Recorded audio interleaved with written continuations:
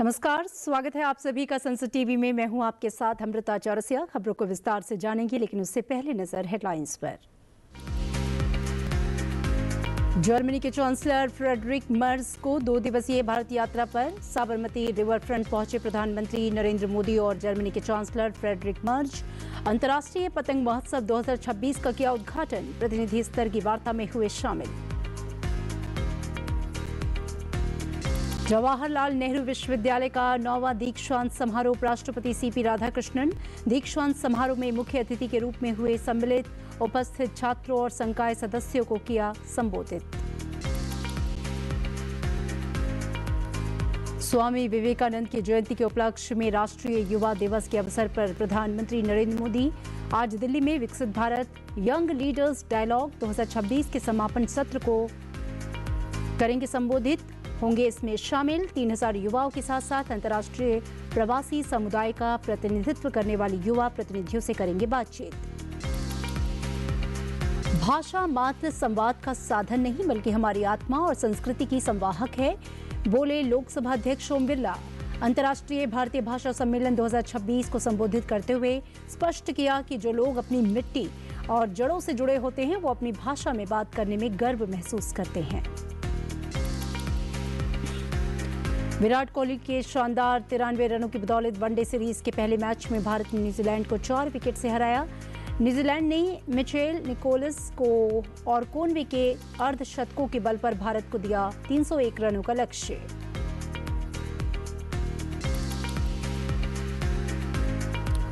प्रधानमंत्री नरेंद्र मोदी इस समय गुजरात के दौरे पर हैं। आज ही यानी सोमवार सुबह जर्मन चांसलर फ्रेडरिक मर्ज भी भारत पहुंचे। यहां पे उन्होंने अहमदाबाद में पीएम मोदी से मुलाकात की। इसके साथ ही पीएम मोदी के साथ मिलकर साबरमती रिवर फ्रंट में अंतर्राष्ट्रीय पतंग महोत्सव 2026 का उद्घाटन किया। इस मौके पर दोनों नेताओं ने पतंग उड़ाई। अहमदाबाद के इस महोत्सव में 50 देशों के 135 अंतर्राष्ट्रीय पतंगबाजों ने हिस्सा लिया, जिसमें चिली, कोलंबिया और दक्षिण कोरिया के पतंगबाज शामिल हैं। इस महोत्सव में रात में भी पतंग उड़ाई गई, जिसमें एलईडी लाइट से सजी पतंगें आकर्षण का केंद्र रहीं।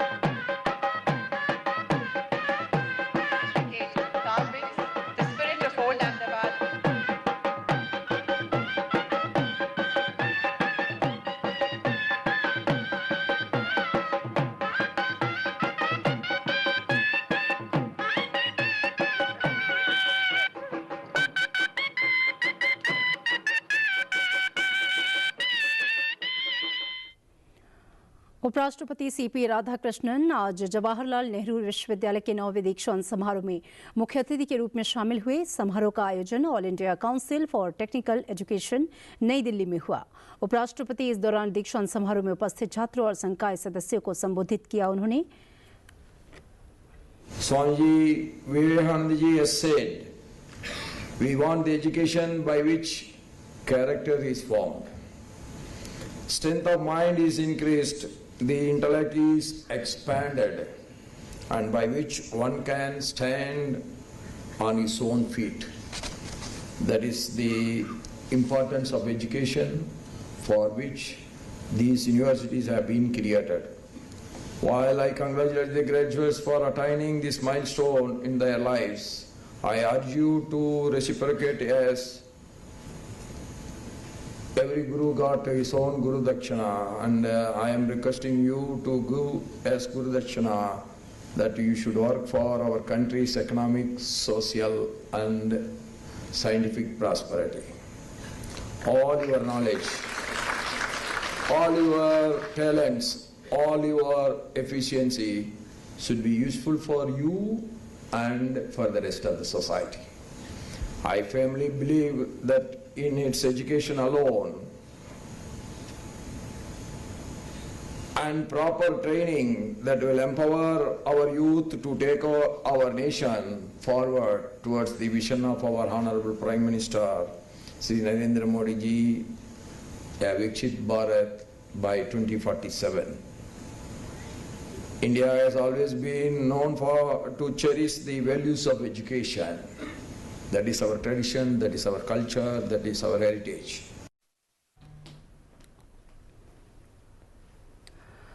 और स्वामी विवेकानंद की जयंती के उपलक्ष्य में राष्ट्रीय युवा दिवस के अवसर पर प्रधानमंत्री नरेंद्र मोदी आज शाम करीब 4:30 बजे नई दिल्ली में भारत मंडपम में विकसित भारत यंग लीडर्स डायलॉग 2026 के समापन सत्र में हिस्सा लेंगे।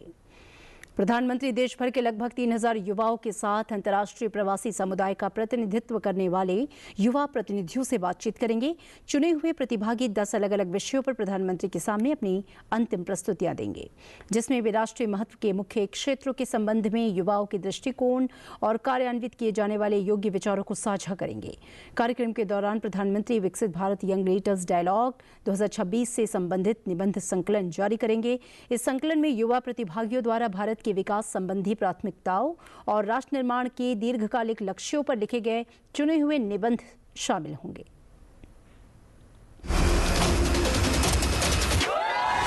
विकसित भारत यंग लीडर्स डायलॉग उसका दूसरा एडिशन होने वाला है।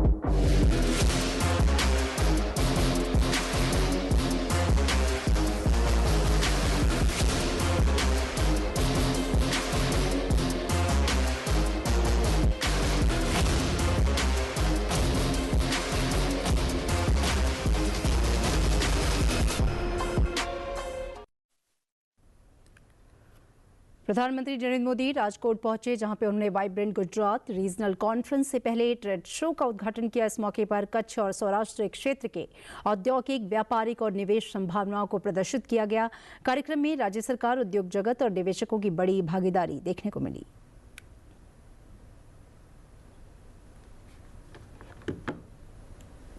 प्रधानमंत्री नरेंद्र मोदी ने कहा कि कच्छ सौराष्ट्र क्षेत्र में अपार संभावनाएं हैं और ये भारत के विश्व स्तरीय बंदरगाहों के समृद्ध हैं।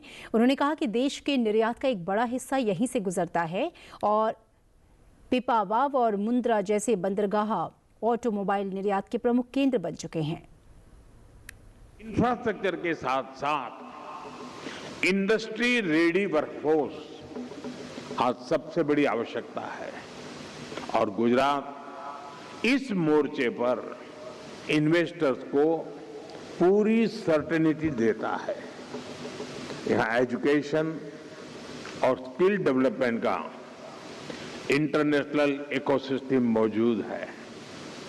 गुजरात सरकार की कौशल skill university future ready skill में युवाओं को तैयार कर रही है। ये ऑस्ट्रेलिया और सिंगापुर की यूनिवर्सिटी के साथ कोलैबोरेशन में काम कर रही है।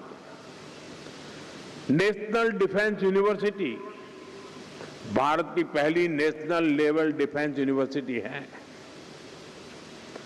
गति शक्ति university road, railway, airway, waterways और लॉजिस्टिक्स हर सेक्टर के लिए स्किल मैन पावर तैयार कर रही है।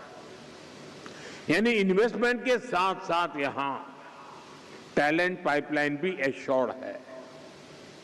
आज ढेर सारी फॉरेन यूनिवर्सिटीज भारत में नए नए अवसर देख रही हैं और गुजरात उनके लिए प्रिफर्ड डेस्टिनेशन बन रहा है। गुजरात में ऑस्ट्रेलिया की 2 प्रमुख यूनिवर्सिटीज अपने कैंपस शुरू कर चुकी है। आने वाले समय में यह संख्या और बढ़ने वाली। प्रधानमंत्री नरेंद्र मोदी ने कहा है कि जैन संत श्रीमद विजयरंत सुंदर सुरेश्वर जी महाराज का ज्ञान महज किताबी नहीं बल्कि उनके आध्यात्मिक जीवन से भी परिलक्षित होता है। प्रधानमंत्री नरेंद्र मोदी ने श्रीमद सुरेश्वर जी महाराज की 500वीं किताब के विमोचन पर अपने वीडियो संदेश में कहा कि उनका व्यक्तित्व आत्मसंयम, सादगी और स्पष्टता का अद्भुत संगम है। प्रधानमंत्री ने कहा कि उनकी किताबें मनुष्य की सभी समस्याओं का सरल और आध्यात्मिक समाधान देती हैं। प्रधानमंत्री ने कहा कि आज जब दुनिया विभाजन और संघर्ष के दौर से गुजर रही है, ऐसे में प्रेम नु विश्व, विश्व नु प्रेम का मंत्र हम सबको अपनाने की जरूरत है। महाराज साहब ने ज्ञान को सिर्फ ग्रंथों तक सीमित नहीं रखा है, बल्कि जीवन में उतार कर दिखाया है। औरों को भी जीवन में उतारने के लिए प्रेरित किया है। उनका व्यक्तित्व संयम, सरलता और स्पष्टता का अद्भुत संगम है। जब वे लिखते हैं तो शब्दों में अनुभव की गहराई होती है। जब वे बोलते हैं तो वाणी में करुणा की शक्ति होती है और जब वे मौन होते हैं तो भी मार्गदर्शन मिलता है। महाराज साहब की 500वीं पुस्तक का विषय प्रेमनु विश्व અને વિશ્વનો પ્રેમ, ये शीर्षक अपने आप में कितना कुछ कह देता है। मुझे विश्वास है कि हमारा समाज, हमारे युवा और पूरी मानवता उनकी इस रचना का लाभ उठाएगी। इस विशेष अवसर पर ऊर्जा महोत्सव का ये आयोजन जन जन में एक नई विचार ऊर्जा का संचार करेगा। लोकसभा अध्यक्ष ओम बिरला ने कहा है कि भाषा मात्र संवाद का साधन नहीं बल्कि हमारी आत्मा और संस्कृति की संवाहक है। उन्होंने स्पष्ट किया कि जो लोग अपनी मिट्टी और जड़ों से जुड़े होते हैं वो अपनी भाषा में बात करने में गर्व महसूस करते हैं। इंदिरा गांधी राष्ट्रीय कला केंद्र में आयोजित 3 दिवसीय तृतीय अंतर्राष्ट्रीय भारतीय भाषा सम्मेलन के समापन सत्र को संबोधित करते हुए लोकसभा अध्यक्ष ओम बिरला ने बड़ी घोषणा करते हुए कहा कि आगामी बजट सत्र में उनका प्रयास रहेगा कि सभी सांसद संसद में अपनी ही भाषा में बात करें। उन्होंने कहा कि प्रधानमंत्री नरेंद्र मोदी वैश्विक मंचों पर भारतीय भाषा में ही अपनी बात रखते हैं, जो हमारे स्वाभिमान का प्रतीक है। हमारा प्रयास है कि वैश्विक मंचों पर भारतीय भाषाओं का विस्तार हो। उन्होंने प्रवासियों से भी अपनी नई पीढ़ी को मातृभाषा से जोड़ने का आह्वान किया। हमारी इस वर्तमान पीढ़ी को जो दुनिया की सबसे समृद्ध भाषा है, जिसकी भाषा के एक शब्द के अंदर भारत की आत्मा संस्कृति बसती है, इस नई पीढ़ी को कैसे जोड़े, ये सबसे बड़ी चुनौती है। मुझे लगता है कि ये प्रयास हमें करना चाहिए कि प्रवासी भारतीय जो दुनिया के अलग अलग देशों में गए हैं, निश्चित रूप से उन्हें अपनी संस्कृति पर, अपने संस्कारों पर गर्व है, लेकिन प्रयास ये करना चाहिए कि उनकी जो आने वाली पीढ़ी है वो भारत की हो, चाहे दुनिया के अंदर किसी देश की अंदर जाने वाली पीढ़ी हो, उस पीढ़ी को भारतीय भाषा में सीखे। मैं भारतीय भाषा से सभी भाषाओं को, क्योंकि कई बार एक हिंदी पे बोलते हैं तो लोग विवाद पैदा हो जाता है, इसलिए सम्मेलन का विषय रखा कि भारतीय भाषा, क्योंकि मलयालम भाषा भी, तेलुगु भाषा भी, हमने तो सभी भाषाओं का सम्मान करते हैं और हमें करना भी चाहिए। भारत में उपजी भारत की भाषा, भारत की बोली, जब भी तो कहते हैं कि दुनिया के अंदर भारत जितनी विविधताएं नहीं कहीं नहीं है। भारत की संसद में 8वीं अनुसूची की 22 भाषाओं का समांतर अनुवाद अब संसद में होता है और मुझे खुशी है कि कई माननीय सांसद अपनी भाषा के अंदर संसद के लोकतंत्र के मंदिर में अपनी बात कहते हैं और मेरा प्रयास होगा कि इस बजट सत्र के अंदर भारत के अलग अलग क्षेत्रों के अंदर प्रतिनिधित्व करने वाले माननीय सांसद सब अपनी भाषा में बात रखे, ताकि हम भारत की भाषाओं की विविधताएं उस संसद के लोकतंत्र के मंदिर में देख सकें। केंद्रीय गृह मंत्री अमित शाह ने रविवार को केरल की राजधानी तिरुवनंतपुरम में केरल कौमुदी कॉन्क्लेव को संबोधित किया। उन्होंने कहा कि केरल को एक ऐसे आर्थिक मॉडल की आवश्यकता है जो सभी नागरिकों का विकास सुनिश्चित करे।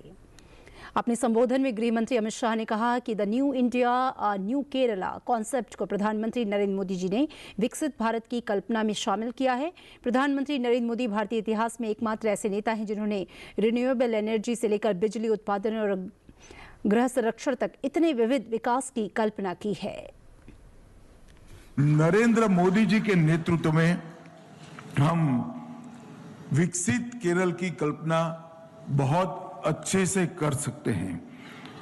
आज नरेंद्र मोदी जी लाल किले से, रेड फोर्ट से रिन्यूएबल एनर्जी के फ्यूचर की बात करते हैं और पावर जनरेशन की बात करने के साथ साथ प्लेनेट प्रोटेक्शन की भी बात करते हैं। इतनी डाइवर्स डेवलपमेंट की कल्पना शायद ही किसी नेता ने भारत में लेकर आया और एक नया आत्मविश्वास जगाने का काम किया और इसी का परिणाम है कि हम 11 साल में आज दुनिया चकाचौंध होकर देख रही है, ऐसा भारत बना पाए हैं।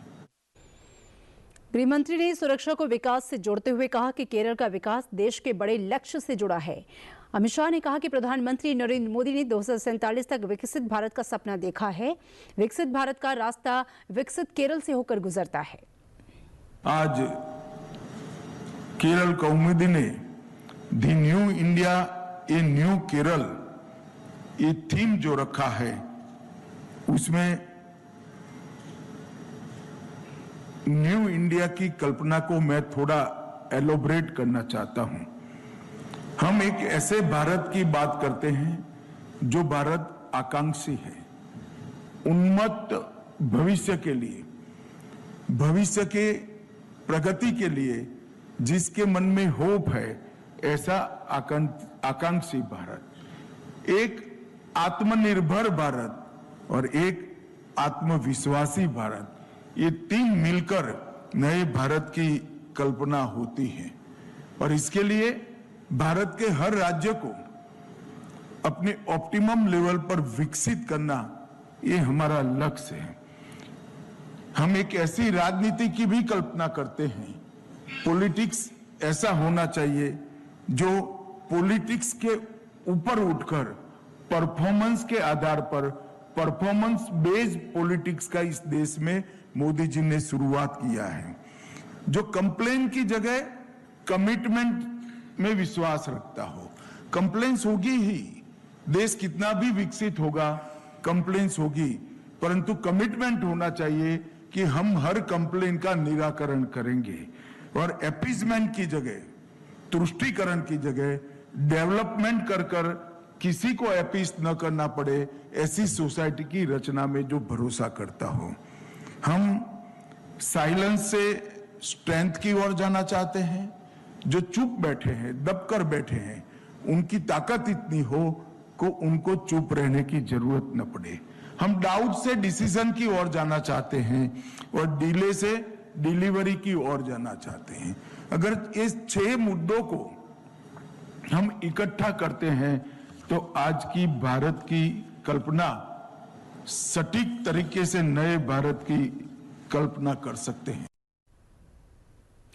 और भारतीय क्रिकेट टीम ने साल 2026 की शुरुआत जीत के साथ ही रविवार को वडोदरा के बड़ौदा क्रिकेट एसोसिएशन स्टेडियम में खेले गए पहले वनडे मुकाबले में भारत ने न्यूजीलैंड को 4 विकेट से हरा दिया। इस जीत के साथ ही भारत ने 3 मैचों की सीरीज में 1-0 की बढ़त बना ली। भारतीय कप्तान शुभमन गिल ने टॉस जीतकर पहले गेंदबाजी करने का फैसला किया। टॉस गंवाकर बल्लेबाजी के लिए उतरी न्यूजीलैंड की टीम ने 8 विकेट खोकर 300 रन बनाए। इस टीम को डेवोन कॉनवे और हेनरी निकोलस की जोड़ी ने शानदार शुरुआत दिलाई। दोनों बल्लेबाजों ने 21.4 ओवरों में 117 रन की साझेदारी की। जवाब में भारतीय टीम ने शानदार बल्लेबाजी का प्रदर्शन किया और 49वें ओवर में 6 विकेट खोकर लक्ष्य हासिल कर लिया। रोहित शर्मा और कप्तान शुभमन गिल की सलामी जोड़ी ने भारत को संभली हुई शुरुआत दी। दोनों बल्लेबाजों ने 8.4 ओवरों में 39 रन जुटाए। रोहित 29 गेंदों में 2 छक्कों और 3 चौकों के साथ 26 रन बनाकर पवेलियन लौटे, जिसके बाद गिल ने विराट कोहली के साथ दूसरे विकेट के लिए 118 रन जुटाकर टीम को 157 के स्कोर पर पहुंचा दिया। कोहली 91 गेंदों में 1 छक्के और 8 चौकों की मदद से 93 रन बनाकर आउट हुए, जबकि अय्यर ने 47 गेंदों में 49 रन की पारी खेली। केएल राहुल और हर्षित राणा ने 29 रन की पारी खेलकर भारत को जीत दिलाने में भूमिका निभाई। कोहली ने संगकारा को पीछे छोड़ा। विराट कोहली इंटरनेशनल क्रिकेट में दूसरे सबसे ज्यादा रन बनाने वाले बैटर बन गए हैं। उन्होंने इस पारी में 42वां रन बनाते ही श्रीलंका के कुमार संगकारा को पीछे छोड़ दिया। कोहली से आगे सिर्फ सचिन तेंदुलकर हैं।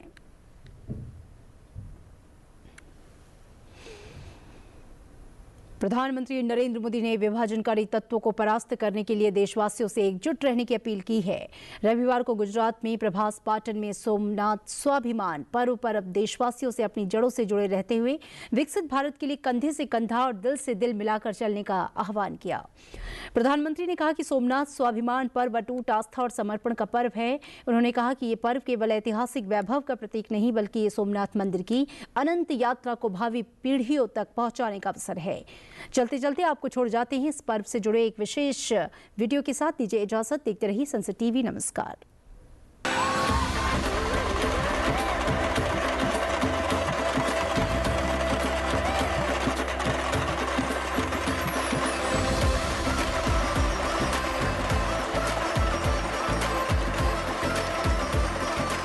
इस आयोजन में गर्व है, गरिमा है, गौरव है और इसमें गरिमा का ज्ञान भी। इसमें है वैभव की विरासत, इसमें है आध्यात्म की अनुभूति, अनुभव है, आनंद है, आत्मीयता और सबसे बढ़कर देवाधिदेव महादेव का आशीर्वाद है।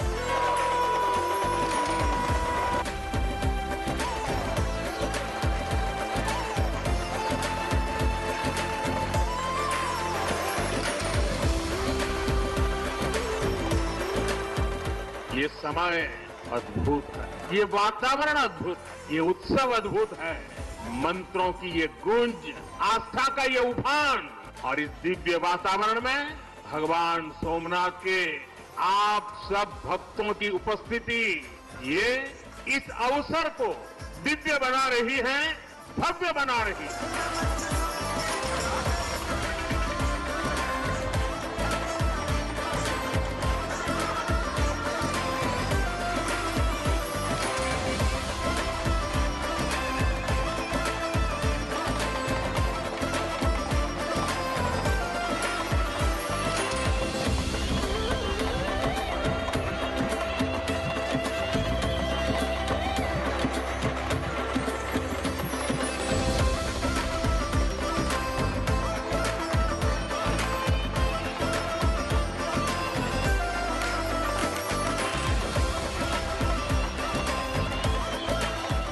हजार साल पहले तब वो आतताई सोच रहे थे कि हमें जीत लिया, लेकिन आज 1000 साल बाद भी सोमनाथ महादेव के मंदिर पर फहरा रही ध्वजा पूरी सृष्टि का आह्वान कर रही है कि हिंदुस्तान की शक्ति क्या है, उसका सामर्थ्य क्या है।